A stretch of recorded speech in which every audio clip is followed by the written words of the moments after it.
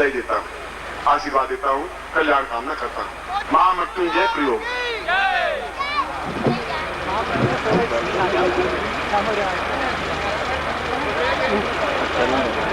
देखिए, आप सामग्री आप हमारे स्टॉल से ले लें। पैकेट देखिए,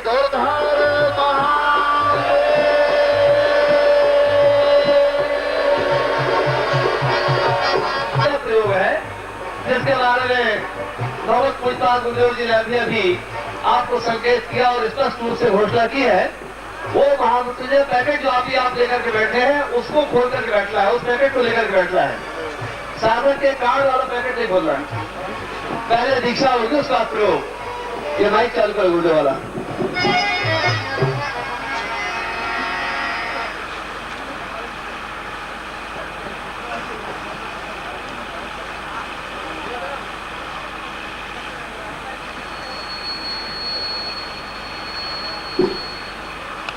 प्रदान कर लेते हैं और यह गोरखनाथ के जो शब्द हैं, प्रत्येक गोरखनाथ संप्रदाय को मानने वाले लोग प्रत्येक विशेष अवसरों पर अपने जो भी उस गद्दी के जो व्यक्तित्व होते हैं, गुरु होते हैं, उनसे दीक्षा प्राप्त करते ही हैं। और गोरखनाथ की वाणी इतनी कमजोर नहीं रही होगी। उन्होंने भी अगर दीक्षा के बारे में इतनी बड़ी बात कही है तो ये बहुत बड़ी बात। और जो उपयोग कराने जा रहा हूं बहुत अपने आप में अलौकिक है ही, क्योंकि मैंने ने कहा है कि आप स्वयं अगले 2 महीनों में देख लें कि कितना तेजस्वी यह प्रयोग है।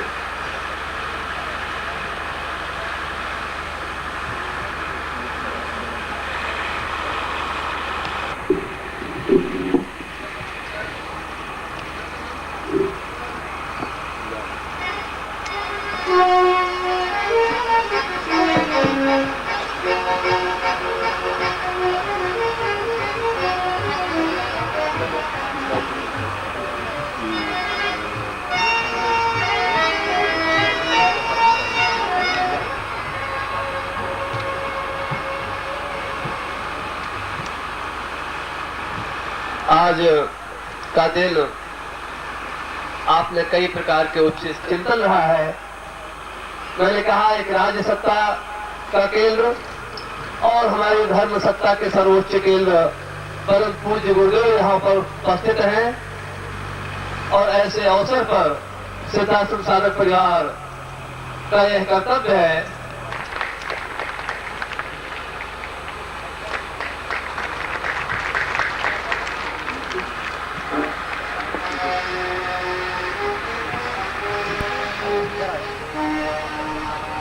से पवन खेतान द्वारा पुष्पहारों से पटवा जी का अभिनंदन किया जा रहा है।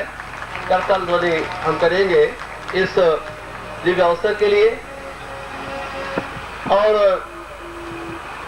यह एक ऐसा अवसर है जब भगवत पूजपाद गुरुदेव जी, मैं पहले आपसे पटवा जी का एक संक्षिप्त परिचय आपको दे चुका हूं कि वे हमारे इस मध्य प्रदेश की पूरी राजनीति और यहाँ के पूरे विकास से उनका संबंध रहा है, सुख दुख से उनका संबंध रहा है।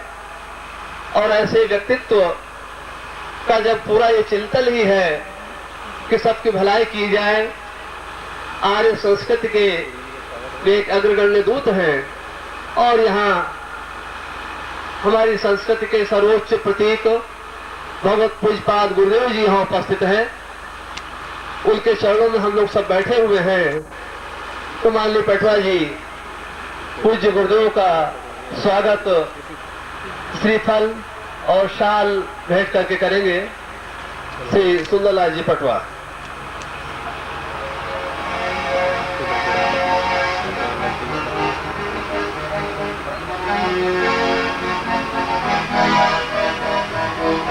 जोर से आप लोग जय घोष करेंगे।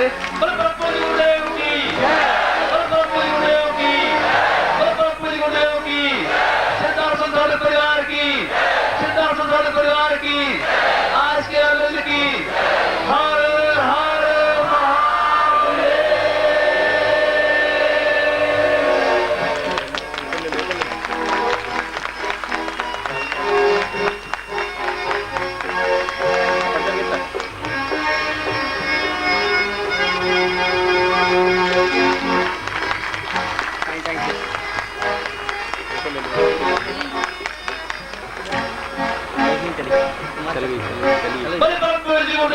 पूज्य गुरुदेव की, पूज्य गुरुदेव की। और माननीय पटवा जी के द्वारा पूज्य छोटे गुरुदेव जी का भी स्वागत किया जा रहा है पुष्पहारों के द्वारा।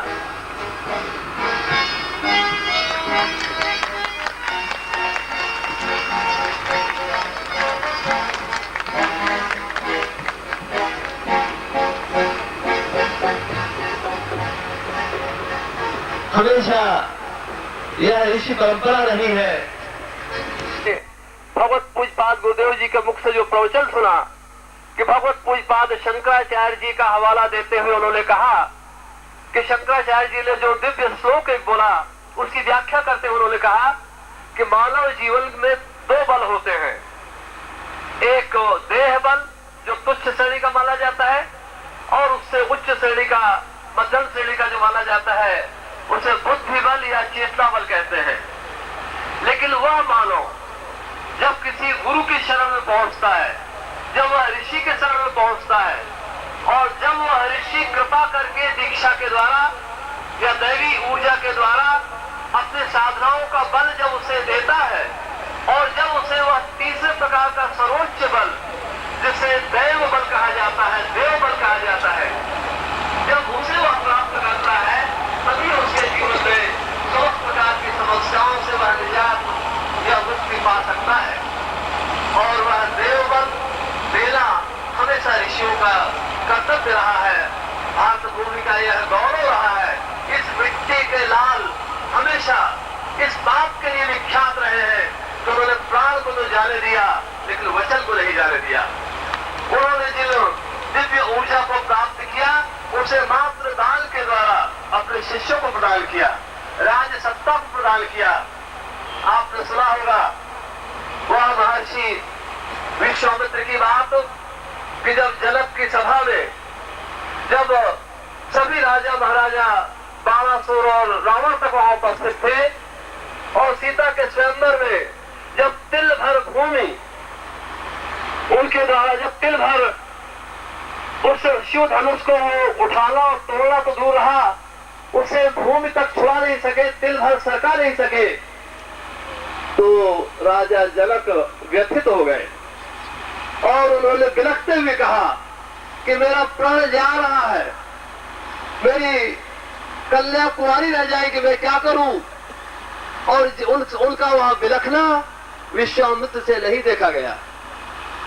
और आप जानते हो संग विश्वामित्र ने कहा, उठाओ राम भंजहु शिव चापा, मेटहु तात जनक परितापा। उन्होंने कहा, राम तुम देख रहे हो इस पृथ्वी का सबसे विद्वान राजा आज रो रहा है, उसे कष्ट है, और तुम उठ करके शिव का धनुष तोड़ो और उस राजा जनक का परिताप आप तोड़ो, उसको भंग करो। ये नहीं कहा कि तुम सीता से शादी करो। राम का यही महत्व है कि उन्होंने शिव धनुष भी तोड़ा तो मुख्य उद्देश्य सीता से विवाह करना नहीं था, जनक का परिताप दूर करना था, गुरु विश्वामित्र के आज्ञा का पालन करना था। और वही विश्वामित्र वही ज्ञान चेतना, उतनी ही उच्च स्तरीय चेतना को लेकर जो दिव्य गुरुदेव के रूप में हमारे सामने भगवत पूज्यपाद गुरुदेव विराजमान है, उनका तो एक एक क्षण इसी बात में बीता है।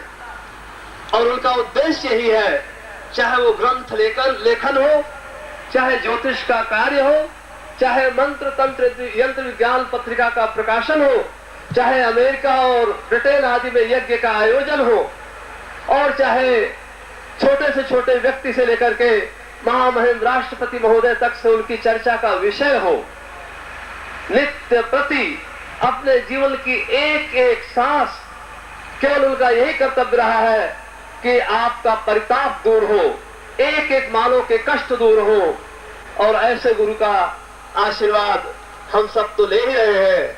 आज माननीय पटवा जी को भी पूज्य गुरुदेव का आशीर्वाद के रूप में गुरुदेव जी एक माला के रूप में उन्हें वह आशीर्वाद प्रदान कर रहे हैं, जिससे पटवा जी केवल राष्ट्रीय केवल प्रांतीय स्तर के एक विशिष्ट व्यक्तित्व न रहकर और आगे जीवन में सफलता प्राप्त करें और आर्य संस्कृति के एक अग्रगण्य दूत के रूप में भारतीय राजनीति में एक अच्छी स्वच्छ राजनीति, एक स्वच्छ समाज नीति और मानव मात्र की सेवा के लिए तत्पर हो सके। भगवत पूज्यपाद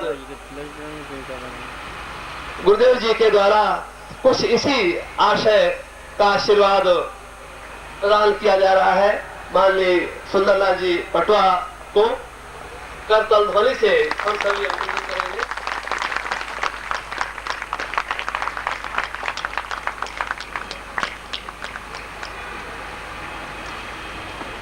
ऐसे अवसर पर जब मैं आपसे यह निवेदन कर ही चुका हूं, भगवत पूज्यपाद गुरुदेव जी के प्रवचन के आग्रह करने के पूर्व हमारे अपने आर्य संस्कृति के एक श्रेष्ठ प्रतिनिधि के रूप में, एक श्रेष्ठ राजनेता के रूप में, कार्यकर्ता के रूप में सुंदरलाल जी पटवा यहाँ उपस्थित है। मैं उनसे आग्रह करता हूँ, एक ऐसा राजनीतिक व्यक्तित्व जिसने अपने जीवन के 50 वर्ष करीब इस क्षेत्र में लगाया है, आज 70 वर्ष से अधिक की उनकी आयु है। मैं माननीय पटवा जी को आमंत्रित कर रहा हूँ कि वे 2 शब्द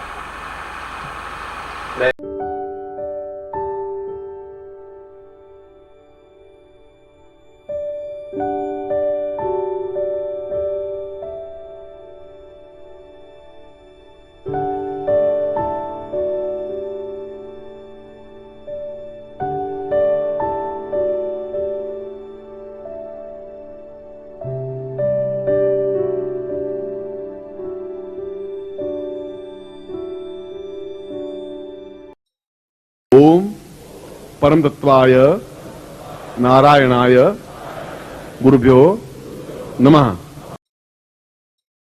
ओम ह्रीं मम प्राण देह रोम प्रतिरोम चैतन्य जाग्रय ह्रीं ओम नमः। ओम भूर्भुवः स्वः तत्सवितुर्वरेण्यं भर्गो देवस्य धीमहि धियो यो नः प्रचोदयात्।